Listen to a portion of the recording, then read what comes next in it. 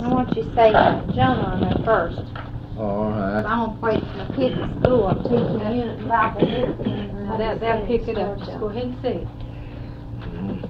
Come here, buddy, come to your pap, I'll tell you a story. Climb up on my lap, this story is true, as Daniel or Ruth. Although it sounds fishy, it's every word the truth. Now listen right good while I tell you this tale, how Jonah the prophet is caught with a whale. The whale caught poor Jonah, and bless your dear soul, it not only caught him, but swallowed him whole. And part of this tale is very sad. It's about a big city that went to the bad, and God looked down and saw these people such a wicked ways, and said he couldn't stand them but 40 more days. And God told Jonah to go and cry to the wicked old city and tell them that I gave him 40 more days to all the humble town. If they did not, he'd tear up their town. Jonah heard God speaking, and he said, no, for I'm too busy, and so I won't go. Then the people isn't nothing to me, and I'm against foreign mission, you see. So he went down to Joppa, and there in a great haste he boarded a vessel for a different place. And God looked down on that ship and said,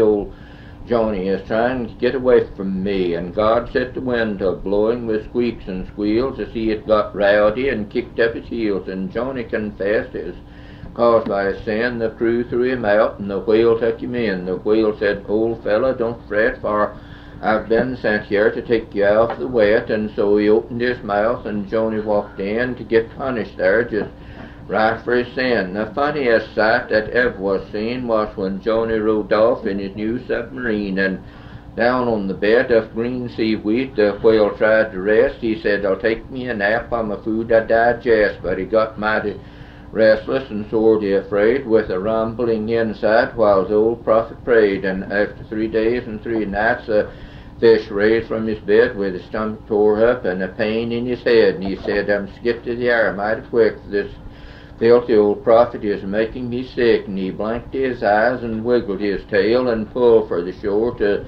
deliver his mail. And he came near the shore, and he looked all around and spewed old Jonah out on the dry ground. And Jonah thanked God for his mercy and grace, and he turned around to the whale and made the face. Then he said, old fellow, you have found a good man, old sucker, you couldn't keep down. And then he stretched up with a yawn and a sigh, and sat in the sun for his clothes to dry, thinking how much better his preaching would be, since from Whale College he had his degree. And after resting and drying a while in the sun, he lit out for Nineveh almost in a run. He said, I must hurry and try not to sin, for I surely don't want to be swallowed again. He entered that city about a week late. He preached from the time he entered the gate, and the whole population repented and prayed, and the great hand of vengeance and justice stayed. And you see how God's letter to Nineveh lays, and the dead letter office for 3 nights and 3 days, and everything was shut in, tight as lock, but everything will be opened as sure as you knock. And when you run away from home, bud, remember this tale. And when you disobey your mommy, remember the whale. There are varmints to catch you on sea and on land. A boy can be swallowed more easy than a man. Now do the other two. You feel like doing the other two? Yeah, just in about a minute. Okay, let's let you rest a minute.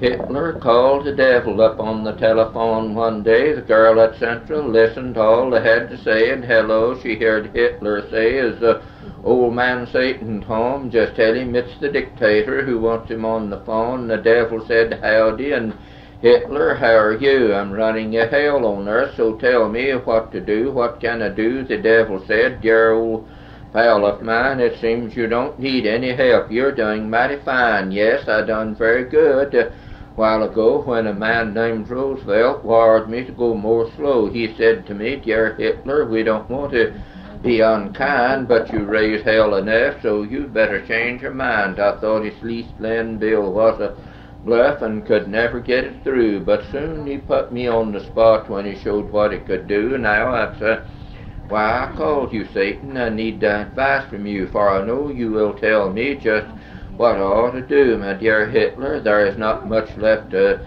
tell, for Uncle Sam will make it hotter than I can here in hell. And I've been a mean old devil, but not half as many shoes, so the minute that you get here, the job is yours to do, and I'll be ready for your coming, and I'll keep a bar all bright and have your room all ready when Sam begin to fight, for I can see your days are numbered, and there's nothing left to tell, so hang up your phone, get your hat, and meet me here in hell. You want to wait now before you do the other one? Yeah. There is a story now current, oh how strange it may seem, of the great Kaiser Bill and his wonderful dream. Being tired of the alleys, and he lie down in bed amongst the other things, and he dreamed that he was dead, and in a fine coffin lying safe with a dart of grave Belgiums who lamented his fate, and he wasn't long dead till he found his cause, that his soul, like his soldiers, had surely been lost on leaving the earth to heaven. He went straight, and arriving up there, and gave a knock at the gate, but St. Peter looked out in his voice loud and clear, and said, "Begone, Kaiser Bill, we don't want you here." "Well," said the Kaiser, "that's very uncivil. I suppose after that I must go to the devil." And so he turned on his heels, and off he did go at the top of the speeds into the regions below. But when he got there, he was filled with dismay, and when waiting on the outside, he heard old Nick say to his aunts, "Now look here, boys, I gave you a warning. I'm expecting the Kaiser down here in the morning, but don't let him in, for to me it is quite clear, and he's a dangerous man, and we don't want him here." And if at once he got in, but there'll be no end of the quarrels. In fact, I'm afraid he'll corrupt our good morals. "Oh, Satan, my dear friend," the Kaiser then cried, "excuse me for listening while waiting on the outside, and if you don't admit me, where can I go?" "Indeed," said the devil, "I really don't know, and oh, do let me in, I'm weary and cold," said the Kaiser, quite anxious to enter Nick's fold. "Let me sit in a corner, no matter how hot." "No," said the devil, "most certainly not, for we don't admit people for riches or pale. Furious sulphur and matches, make a hell for yourself." Then he kicked Wilhelm out and vanished in the smoke. Just at that moment the Kaiser was awoke. He jumped out of bed and shivering with sweat, and said, "Well, that dream I'll never forget. That I won't go to heaven, I know very well, but it's really too bad to be kicked out of hell." That was good.